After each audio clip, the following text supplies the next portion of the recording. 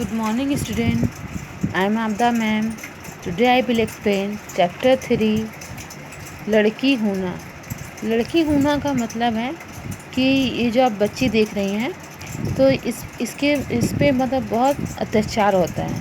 इसकी मम्मी जो है बहुत इसे भला बुरा कहती है, इसलिए ये कहती है कि मैं लड़की हूँ, इसलिए इतना अत्याचार मेरे ऊपर होता है। तो चलिए स्टोरी के ऊपर बढ़ते हैं। ये स्टोरी जो है एक बच्ची के ऊपर है और इसमें जो है उसकी मम्मी है, भाई है और चाचा हैं, पिताजी हैं। ठीक है। तो जाड़े का मौसम रहता है। ये बच्ची जो है बाहर निकल के आंगन में बैठ के पढ़ाई कर रही होती है। अचानक उधर से इसका भाई आता है और इसे तंग करने लगता है।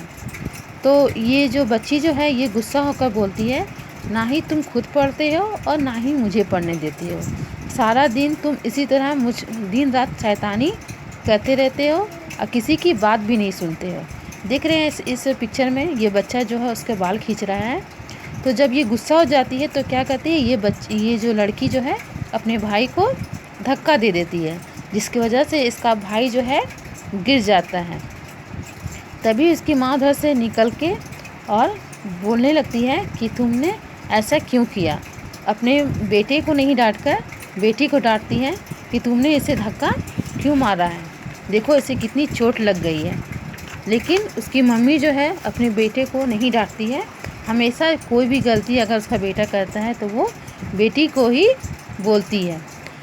फिर क्या होता है, वो फिर उसकी मम्मी जो है अपने बच्चे को लेकर अंदर चली जाती है। लड़की जो है वो खड़ी रहती है चुपचाप से। फिर उसकी मम्मी जो है उसे बाहर निकलती है और उसे और भी ज़ोर ज़ोर से डांटने लगती है। तब लड़की जो है वो पूरा रोने लगती है। रो कर बुरा हाल हो जाता है और वो फिर अपने कमरे में चली जाती है। सभी को फिर दोपहर का समय हो जाता है। सभी को खाना खाने के लिए बैठता है। तभी उसके चाचा जी बोलते हैं, देखते हैं कि वो लड़की जो है चुपचाप कोने में बैठी हुई है और घर का सारा काम कर रही है। कभी ये काम करती, कभी वो काम करती। उसकी माँ जो है उसे सारा दिन उसे काम में उलझाए रखती ना ही, और उसे पढ़ने भी नहीं देती। अपने बेटे को पढ़ने के लिए कभी नहीं रोकती, हमेशा उसे पढ़ने देती। लेकिन अगर बेटी पढ़ती तो उसकी माँ उससे नाराज़ हो जाती और उसे इधर उधर के कामों में लगा देती, जिसकी वजह से उसकी पढ़ाई नहीं हो पाती। अगर वो टाइम निकाल के पढ़ती भी तो उसका भाई जो है कभी उसकी बुक्स ले लेता, कभी उसके पेन ले लेता। उसकी माँ जो है उससे कहती कि वो जो मांगता है उसे तुम दे दो, उसे ना मत बोलो। फिर क्या होता है, तो खाना खाने का टाइम होता है, बच्ची जो है खाती नहीं है। फिर उसका भाई उधर से आता है और वो बोलता है कि मुझे बहुत ज़ोर से भूख लगी है, मुझे खाना दीजिए। तो उसकी माँ कहती है कि जाओ पहले तुम मुँह हाथ धो लो, फिर मैं तुम्हारा खाना परोसती हूँ। बच्चा क्या करता है, मुँह हाथ धोने के बजाय कटोरे में पैर मारकर गिरा देता है और बोलता है कि मुझे हाथ को नहीं धोना है, पहले मुझे खाना दे दो क्योंकि मुझे भूख लगी है। बच्चे का गुस्सा देख करके माँ जो है उसे खाना दे देती है। खाना खाने के बाद वो उठकर बाहर निकलता है कि थोड़ी देर में ही उसके पेट में जो है दर्द होने लगता है।